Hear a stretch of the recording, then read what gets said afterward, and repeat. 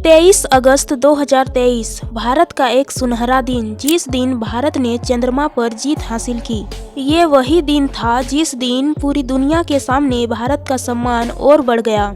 जिस देश का नाम सुनने पर पहले विदेश के कुछ लोगों के आंखों के सामने गरीबी, गंदगी और अंधविश्वास जैसी चीजें आती थी, अब वे ही लोग भारत के टेक्नोलॉजी को देखकर हैरान हैं। भारत के इसरो द्वारा भेजे गए चंद्रयान 3 कम बजट और टेक्नोलॉजी में अधिक विशेष नहीं होकर भी कैसे सफल हो गई, और लूना 25 क्यों अधिक बजट और टेक्नोलॉजी में आगे होकर भी फेल हो गई, और चंद्रयान 3 आगे जाकर कैसे भारत के भविष्य को बदलेंगी, समझेंगे एक एक पहलू को बहुत बारीकी से आगे इस वीडियो में।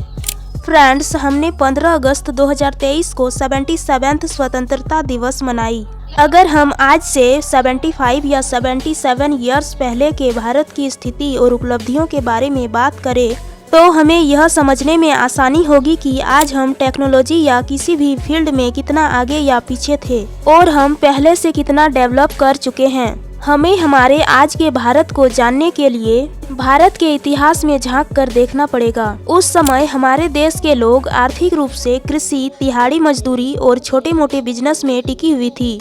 वैसे तो हमारा देश भारत एक टाइम तक सोने की चिड़िया कहलाती थी, पर बार बार देश को लूटे जाने, खास करके अंग्रेजों के द्वारा लूटे जाने के बाद हमारा देश भारत एक बार फिर से इकोनॉमी में कमजोर हो गया था। अधिकतर लोग धार्मिक प्रवृत्ति के थे, साइंस से दूर दूर तक कोई रिश्ता नाता नहीं था, टेक्नोलॉजी बिल्कुल ही न के बराबर थी। पर एक समय ऐसा भी आया जब भारत को भी यह एहसास हुआ कि उन्हें सामाजिक, धार्मिक के साथ साथ वैज्ञानिक वे में भी सोचना चाहिए, और फिर भारत ने भी साइंस और स्पेस की ओर अपने कदम बढ़ाए। यह समय था सन 1960 का दशक, जब पहली बार भारत की स्पेस एजेंसी की स्थापना 1962 में हुई थी, पर उस समय इसका नाम इसरो न होकर इनकोस्पार थी।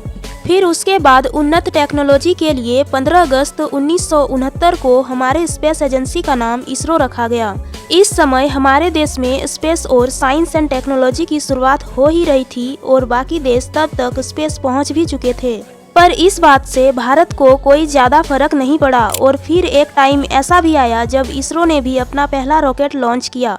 यह सुनहरा दिन था 21 नवंबर 1963, पर हमारे वैज्ञानिकों के लिए यह मिशन इतना भी आसान नहीं था, क्योंकि न ही कुछ खास टेक्नोलॉजी थी और न ही स्पेस मिशन के लिए बैंक बैलेंस। हमारे सबसे पहले स्पेस मिशन की स्टोरी बहुत ही इंटरेस्टिंग है। भारत का पहला रॉकेट रोहिणी थी, जिसके पार्ट्स को साइकिल से लॉन्च सेंटर तक ले जाया गया था। फिर इसके बाद इसरो ने बहुत सारे स्पेस मिशन लॉन्च किए, जिनमें से बहुत सारे मिशन सफल भी हुए तो बहुत सारे असफल भी हुए। पर आज हम मुख्य रूप से मून मिशन के बारे में समझने की कोशिश करेंगे कि किस प्रकार इसरो का साइकिल से लेकर चांद के साउथ पोल तक का सफर कैसा रहा।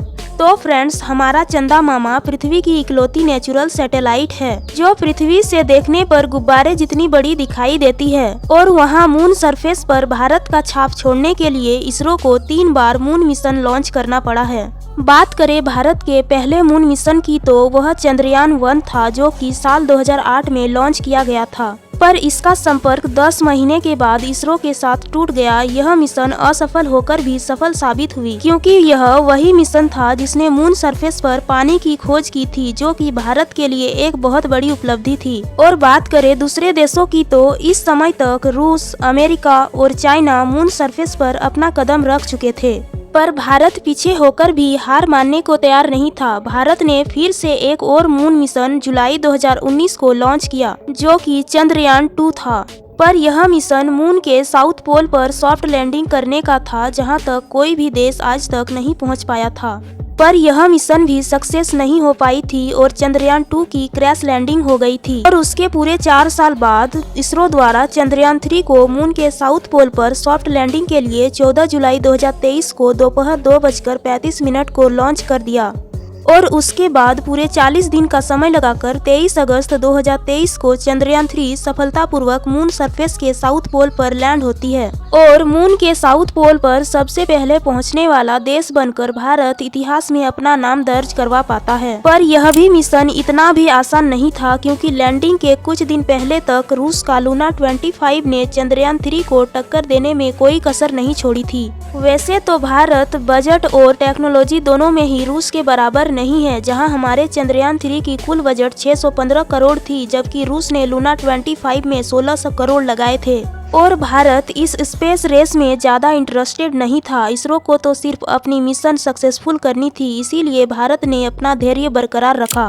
पर रूस के लूना 25 के असफल होने के कुछ रीजन हम यूँ समझ सकते हैं। पहली बात तो रूस ने थोड़ी स्पेस रेस का माहौल बनाया, यानी 10 अगस्त को लॉन्च होकर भारत से पहले पहुंचने की कोशिश करना, यानी कि जल्दबाजी करना था।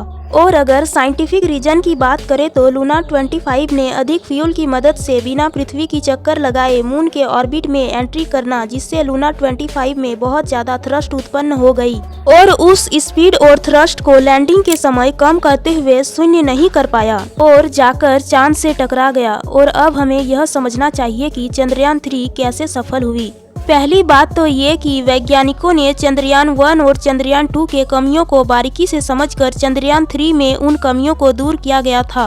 और मून मिशन में पृथ्वी और चंद्रमा के ऑर्बिट में चक्कर लगाने की प्रोसेस भी पूरी की गई थी और लैंडर में हाई क्वालिटी वाले कैमरास और लेजर लाइट भी लगाए गए थे, ताकि लैंडिंग की सही जगह को चुना जा सके। और आज इन्हीं कारणों और इसरो के वैज्ञानिकों की वजह से चंद्रयान 3 मून मिशन सक्सेसफुल हो सका है। उनके इन कोशिशों की वजह से 1000 सैल्यूट भी उनके लिए कम पड़ेंगे और जिनकी वजह से दुनिया में भारत को अब टेक्नोलॉजी और स्पेस साइंस में भी आगे बताया जाएगा। यह सफर इतना भी आसान नहीं था, पर फिर भी हम और हमारा भारत अब आगे बढ़ रहे हैं। जय हिंद। अगर आपको हमारी यह वीडियो थोड़ी सी भी अच्छी लगती हो तो इस चैनल को सब्सक्राइब कीजिए।